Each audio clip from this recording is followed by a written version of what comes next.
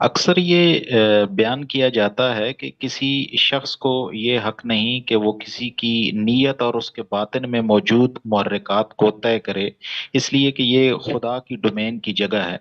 लेकिन बाज़ औक़ात नीयत और मुहर्रिकात को अगर बर वक्त मुतय्यन ना किया जाए तो वो बड़े हादसे का बायस भी बन सकता है। हम अपने तजर्बे और मुशाहिदे की रोशनी में बाज़ दफ़ा ये समझने में कामयाब हो जाते हैं कि अब कोई शख्स क्या इकदाम करने वाला है, चाहे वो कत्ल हो, लड़ाई हो या गालम गलोच का इक़दाम हो।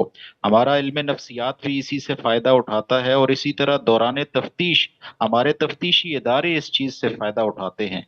तो इसको बतौर उसूल फिर हम किस तरह बयान कर देते हैं, इसको ज़रा वाज़ेह ठीक फरमा है, दें। शुक्रिया। शुक्रिया जी। इसके दो मराहल हैं, दोनों में फ़र्क व इम्तियाज़ कायम रखना चाहिए। मुझे किसी शख्स के बारे में इत्मीनान महसूस होता है कि इसकी नीयत ठीक नहीं है।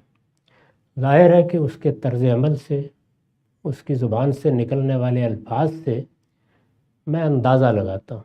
ये अंदाज़ा बाज़ औक़ात बहुत कवी होता है, यानी इतने ज़्यादा क्राइन होते हैं कि बिल्कुल ही तय हो जाता है ज़हन में कि ये शख्स बदनीयत शख्स। इसके बाद आपको क्या करना है, आप अपनी हिफाजत का इक़दाम करें, यानी अपने आप को बचाए रखें उसके शर से, और जो चीज़ आपने महसूस की है उसको सामने रख कर जो परहेज़ की तदबीर इख्तियार कर सकते हैं ज़रूर करें। दूसरा मरहला ये है कि आप आगे बढ़कर उस पर इल्ज़ाम लगा देते हैं, आप उसके बारे में ज़ुबान खोलते हैं, आप कहते हैं कि ये बदनीयत आदमी है। ये अब आपके लिए दुनिया के सामने शहादत है। इसमें आपसे बहुत सवालात किए जाएंगे, पूछा जाएगा आपसे।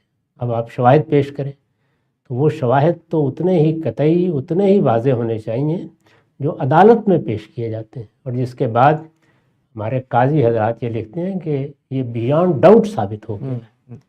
इससे कमतर दर्जे की किसी चीज़ की बुनियाद पर आप लोगों की नीयत या मुहर्रिकात के बारे में ज़ुबान नहीं खोल सकते।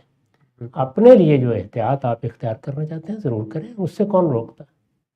मगर कभी कलेक्टिवली एक जैसे कोई ग्रुप है या कोई सोसाइटी है, उसमें भी इस तरीके से प्रीएम्प्टिव ये मामला वहाँ पर भी होगा, यानी जो रियासत के इदारे हैं उनको नज़र रखनी होती है लोगों पर, और वो नज़र रखेंगे तो ये देखेंगे कि किसी के तर्ज़ अमल से या वो जो मामलात कर रहा है उससे कोई ख़तरा तो नहीं कौम, मुल्क को या लोगों की जान माल आबरू को लायक।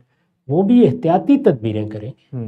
उनको भी अगर कोई बात ज़ुबान से कहनी है या कोई इक़दाम अमलन करना है किसी के ख़िलाफ़, तो ज़ाहिर है उसके लिए शवाहिद मांगे जाएंगे। ठीक, बहुत शुक्रिया, बहुत शुक्रिया सर, बात वाज़ेह हुई।